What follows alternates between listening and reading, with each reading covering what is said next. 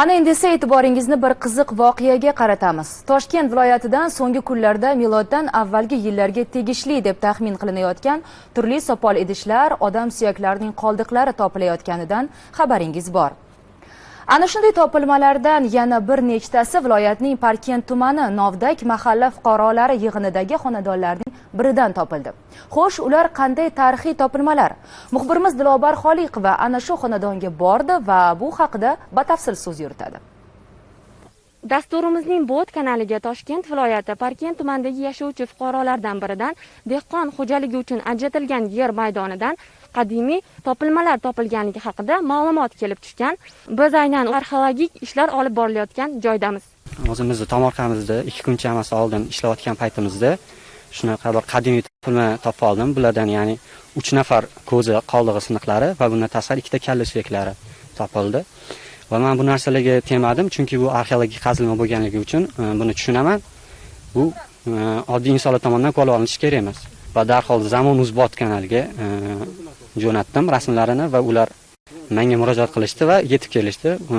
Bo'layotgan voqea yuzasidan surishtiruvlar boshlandi. Mana arxeologlarimiz ham hozirda o'sha narsalarni o'rganishni boshlashdi. Madaniyat vazirligi qoshidagi Madaniy meros departamenti, Toshkent viloyati Madaniy meros boshqarmasi hamda Parkent tumani madaniyat bo'limi xodimlari tomonidan topilmalar chiqqan joy, ya'ni Nevich qishlog'idagi yer maydonida arxeologik surishtiruv ishlari olib borildi. Qazishma ishlari natijasida hozircha 3 ta sopol ko'za, bittasi siniq holatda hamda 2 dona odam bosh suyagi skeleti topilgan. Bu ko'rib turganlaringiz qurolchilik buyumlari asosan qovunchi madaniyatiga tegishli bo'lgan sopol buyumlar hisoblanadi. Dastlab topilgan joyi mana shu Toshkent vohasidagi qovunchi yodgorligida bo'lganligi uchun qovunchi madaniyati deb nom olib ketgan. Bunday idishlar asosan qabrlarga qo'yiladigan idishlar bo'ladi.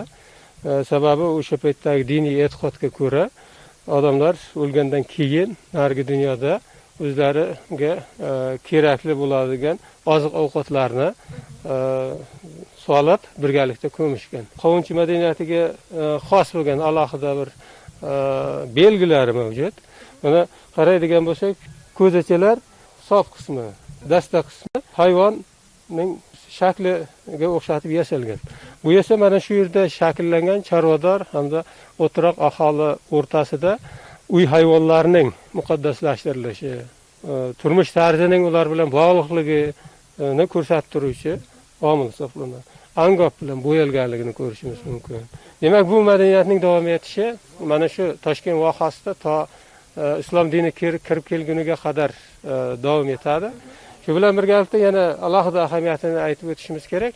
Bu madaniyat, qovunchi madaniyat butun Markaziy Osiyoga juda ham katta ta'sir o'tkazgan madaniyat bo'lib hisoblanadi. Qovunchi madaniyati davriga tegishli deya e'tirof etilayotgan topilmalar chiqqan joyni arxeologik izlanishlar olib borish uchun maxsus lenta bilan belgilashdi. Ularning ta'kidlashicha, ushbu yerda yana arxeologik o'rganishlar olib boriladi va bu haqda keng ommaga ma'lumot berilishi aytib o'tildi. Hozirgi holati bo'yicha biza hozir qayerda muzey bo'ladigan bo'lsak, aytaylik, Angret shahar muzeyiga topshirib turamiz. Albatta bu keyinchalik tadqiqotlar natijasi sifatida ommaga yetkaziladi. Ma'lumot o'rnida aytish joiz, qovunchi madaniyati miloddan avvalgi 2-asr va milodiy 6-asrga oid arxeologik madaniyatdir.